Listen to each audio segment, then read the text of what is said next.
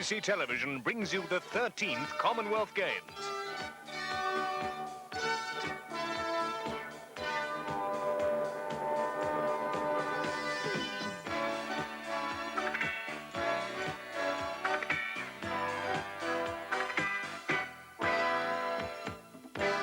The athletes of the Commonwealth family of nations will gather in Scotland for one of the world's greatest sporting festivals.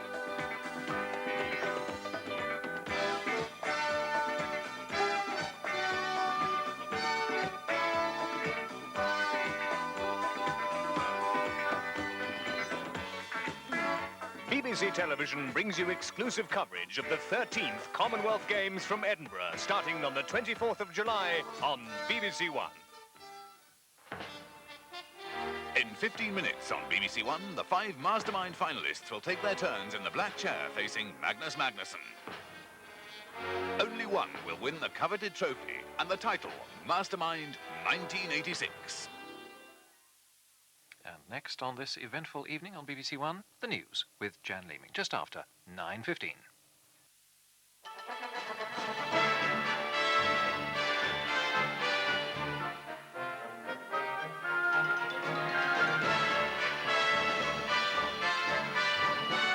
The Virgin Challenger beats the Atlantic. Richard Branson takes 2 hours off the record. Violence in South Africa after a Zulu rally. More than 30 people are hurt. The World Cup goes to Argentina in a hard-fought final. And the royal bridegroom says, "I'm getting nervous." Virgin Atlantic Challenger has broken the 34-year-old record for the fastest crossing of the Atlantic. Richard Branson's 72-foot powerboat reached the Bishop Rock off the Isles of Scilly just after 7:30 tonight, cutting 2 hours, 9 minutes, 25 seconds off the record held by the liner United States. Challenger made good time despite problems with her fuel system, but the tension still mounted as she neared the finish. It took Challenger an hour from the finishing line to reach the Isles of Scilly, and we hope to have a report later in the programme. The Virgin Challenger's voyage was closely monitored throughout from the company's operations room in London. Gary Lloyd was there when the news came in. In the control room in London, tension mounted as the Virgin Atlantic Challenger headed for the finishing line at over 50 miles an hour. The voice of Richard Branson was relayed over the radio. Elation had overcome his exhaustion. I'm retreating for 1 second. The voyage has been dogged with difficulties, and his team here could hardly wait to explode the champagne corks. Tim, you've got to do it. You've got to do it. There she goes. The mission has been controlled here by Tim Powell. I did intend to go to bed last night, but we were still having a few snags here and there, and I just felt that I should be there. And every half an hour, 3/4 an hour, the phone would ring, we'd be talking to the Challenger again. So it was difficult to go home and sleep because you knew damn well that you'd probably get woken up. The Virgin Atlantic Challenger has been racing for no more than an accolade. There's not even a blue ribbon to hand over. All that Richard Branson and his team will be able to boast is a pure and expensive achievement. All along, it's been unclear whether a successful crossing by the Challenger would bring her the coveted blue riband. The title's been held since 1952 by the American liner SS United States.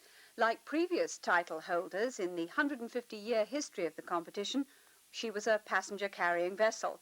The prize she won is now in a New York Maritime Museum.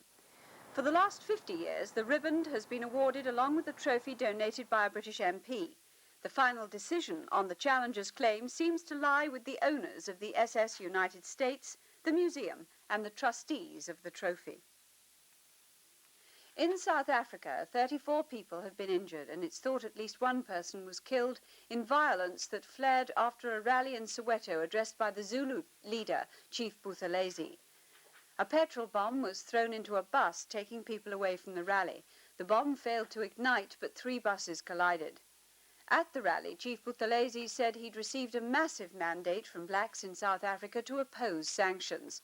This report by Michael Burke is subject to South African government restrictions. The Zulu impis flooded into Soweto for what was billed as a prayer meeting, but was more a contrived show of strength for Chief Mangosuthu Buthelezi.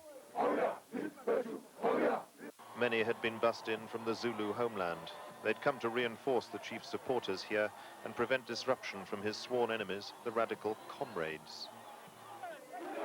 Not surprisingly, the Comrades decided to give Jabulani Stadium a wide berth. The chief draws most of his support from the traditional elements of Zulu society. He's been both inside and outside the system, a homeland leader who yet refuses so-called independence, a critic of the government, yet one who leads his supporters against the exiled ANC, and against the call for sanctions so loudly made by other black leaders. Enough is enough. We're simply not prepared to destroy the whole country around us so that some black so-called leaders can posture as all-powerful. It was a long speech, one that carried hints he was prepared to do a deal with the government, one that would likely please Pretoria. Lucas Mangope, the other black homeland leader who's declared war on the ANC, buried his police chief today.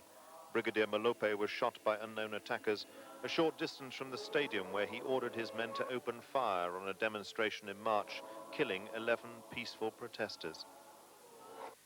I have full confidence in my police and in my defense force. They've never been brought before a court of law and found guilty.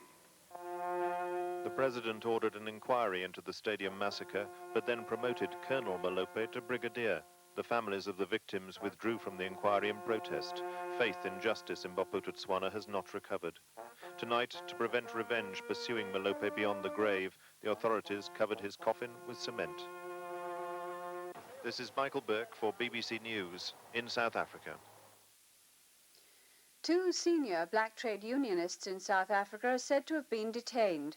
It's thought to be in response to a planned meeting on Tuesday of the biggest trade union federations to discuss protest action against the mass arrests. Britain's Foreign Secretary, Sir Geoffrey Howe, says that he won't be using economic sanctions as a big stick when he goes to South Africa on behalf of all the common market countries. Sir Geoffrey said he would use what he called the strongest weapon in the world, the overwhelming sense of moral justice against apartheid. President Reagan has said that he believes the Soviet leader Mikhail Gorbachev does want another superpower summit meeting. But Mr. Reagan said the meeting must be held in the United States and that the exact date remained a problem. Mr. Gorbachev is in Warsaw at the first full meeting of the Polish Communist Party since the suppression of the Solidarity movement. Delegates were told by the Polish leader General Jaruzelski that some political prisoners could be released soon. As he spoke, riot police broke up a pro-Solidarity demonstration in the city of Poznan. Now back to the Virgin Atlantic Challenger and her new record time for crossing the Atlantic. We've just received this report from the Isles of Scilly. Challenger powered past the Bishop Rock Lighthouse at almost 50 knots, shattering a record that had stood for 34 years. And there was no hiding the sheer elation of Richard Branson and his crew.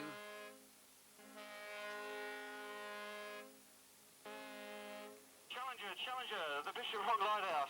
Congratulations. Despite pouring rain and more than 3 arduous days at sea, the exuberance overshadowed any tiredness. And the £1.5 million powerboat showed no signs of the pounding she'd taken from the Atlantic waves. And at St Mary's, it seemed the entire population of the Isles of Scilly was awaiting Challenger's arrival. It's the first time the people of the Isles of Scilly have had the chance to welcome the winner of the Blue Riband. It's pouring with rain, but nothing will mar the celebrations tonight. Richard Branson, the head of the multi-million-pound airline and record empire, had succeeded in his dream of taking the Blue Riband, but he still didn't avoid a ducking in the Atlantic.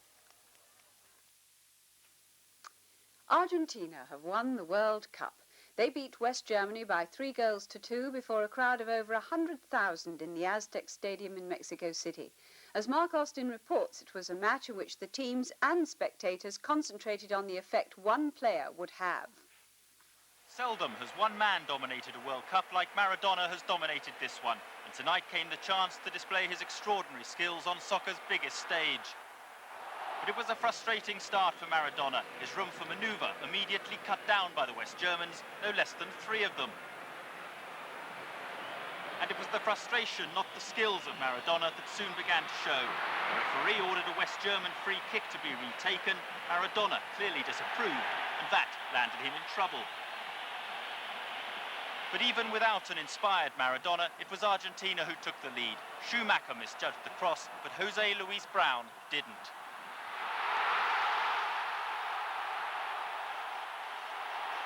Suddenly, the West German defence, usually so efficient, so organised, simply seemed to crumble. 11 minutes into the second half, Valdano made it 2-0. But just as suddenly, the West Germans were back in it. Rummenigge, the West German captain, scoring his first goal of the tournament.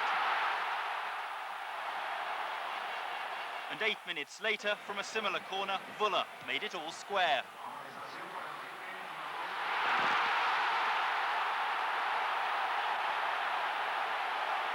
The West Germans have come from behind to win 2 World Cup finals, but they couldn't do it this time.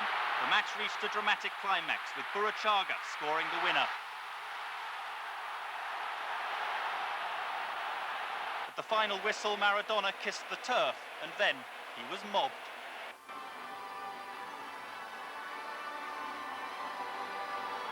In the end, it may not have been Maradona's final, but certainly it was his World Cup, and Argentina's for the second time. One surprise tonight was that the Argentine captain, Diego Maradona, didn't score any of the goals. His match-winning performance against England in the quarter-finals had earned him a permanent place in the history of the Aztec Stadium. An hour before tonight's kick-off, he unveiled a special plaque commemorating his second goal in Argentina's 2-1 victory. Maradona is established as the game's greatest player after he emerged from the back streets of Argentina to international soccer stardom. England's cricket selectors have changed their team again. The party for the final test against India sees the surprise recall of Wayne Larkins of Northants, who's played only 3 championship matches this season. He's the 4th opening batsman chosen to partner Graham Gooch this summer. Essex fast bowler Neil Foster is also recalled, and as expected, David Gower, the former captain, is back after injury. He replaces Alan Lamb, who's played 45 consecutive matches for England. Worcestershire's Neil Radford is the only uncapped player in the party. He described what's made him the leading wicket-taker in the averages. Just the will to get wickets. I think that's been the major factor. The fact that I've been reasonably fit. The captain stood by me and given me the ball whenever I wanted a bowl. I should imagine that complements the fact that I've taken those wickets. Ian Botham's reported criticisms of the test selectors will be considered at Lord's this week. He's said to have called them a bunch of gin-slinging dodderers in an after-dinner speech.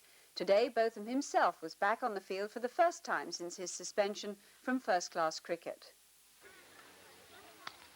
Winslow Town cricket pitch normally figures in the Milton Keynes Saturday League, and the players occasionally outnumber the spectators. Ian Botham's appearance today changed that.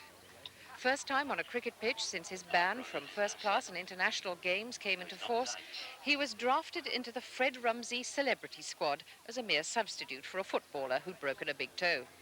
But despite being out of the first class game, Botham has managed to stay at the centre of things, with his speech ridiculing the cricket selectors. Today he was not so forthcoming. It was done in jest. It was done at a private dinner where everyone took an undertaking that wasn't for press release. So the next stage will probably be to bug my bedroom, I should think. Were the feelings Do you have any heartfelt? message for the selectors today at all? Were the words heartfelt? Well, as it wasn't for publication, I don't see there's any point in talking about it. The cricket authorities are to study the speech. Meanwhile, Botham spent an afternoon surrounded by a horde of eager fans, encouraging the likes of Bill Maynard and Ted Moult to run a little faster and scaring the daylights out of the Winslow Town first 11. With the royal wedding just over 3 weeks away, Prince Andrew has admitted he and Sarah Ferguson are getting nervous about their big day. The Prince was speaking in North Wales, where he was taking part in a charity clay pigeon shoot alongside marksmen from the aristocracy and the worlds of sport and show business. The big guns were out in force. Princes of the blood royal and a soon-to-be princess, armed for the weather as well. First, the group photograph. Social big shots, rubbing shoulders with a plethora of peers and dukes, and even a king to call to order. Now then, King Constantine, you're not looking at the camera, so please, let's have a good picture.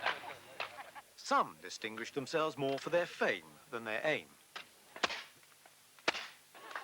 Billy Connolly had the crowd behind him, probably the safest place for them, since his shooting was wide of the mark. Rock star Andrew Ridgeley, less than fresh from last night's farewell concert of Wham, was also more of a miss than a hit. But Prince Andrew demonstrated his sporting worth. Apart from nearly bagging a photographer in the last stand, I got 9. The Prince's team outclassed much of the opposition, though his fiancée wasn't to be easily impressed. But no sign of the prenuptial nerves the Prince later admitted to. Oh, very certainly. I've got nerves for the occasion. I'm sure that Sarah probably has a few too. But I think that on the day that we'll enjoy it. I'm sure we will, and I hope we do. Yeah, I'm sure you will. We won't fluff our... Well, we'll probably fluff our lines, but we have plenty of rehearsals times beforehand. The illustrious shooting party had but a single aim, to raise £40,000 for leukemia research. And that's the news for this weekend. From the newsroom, good night.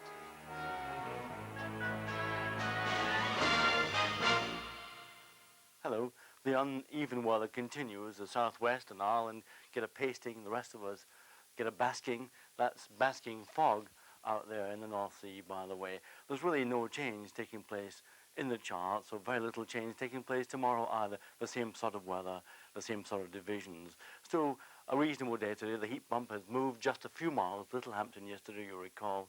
Worthing today. Herne Bay, the sunniest twice in a week. That's really not bad going at all. Plenty of rain, though, as you can see in the southwest. And more thunderstorms getting in there, too, later on in the night. But a warm night everywhere. Tomorrow, well, we've divided the country up into pizza slices. No, those aren't stuffed olives. Those are, in fact, thundery showers in Ireland, in Wales, and in the southwest and the Channel Islands, too. This broad strip here, much better weather, mainly dry, warm and bright, but some heavy showers later on. The best weather, central Scotland and eastern England, dry, warm and sunny, but cloudy and cool at times near these northeastern coasts. 16 Celsius up there, that's only 61 Fahrenheit, but 28, 82 inland. Let me finish up with a summary of tomorrow's weather. Most of us getting away with another fine, warm, sunny day, but still these thundery showers in the southwest. May I wish you a very good night. Now here's news of tomorrow night's Panorama. As the holiday season reaches its climax, Panorama asks, after the Libyan airstrike, how safe are British travellers from revenge terror attacks in the air? The bomb maker's science has reached new heights of sophistication. It's like marzipan, quite malleable, and it is powerful enough to take out a whole, shall we say, 4 to 5 feet in an aircraft. Would this seemingly innocuous suitcase defeat the security systems at British airports? Panorama put it to the test. And how safe will the British holidaymaker be when he reaches his destination? This Mediterranean airport will be wide open to any terrorist attack. We are still not satisfied with the level of security at Greek regional airports. These are just some of the new realities that must now be faced by those who fly in the face of terror. That's Panorama tomorrow night at 9:30 on BBC1.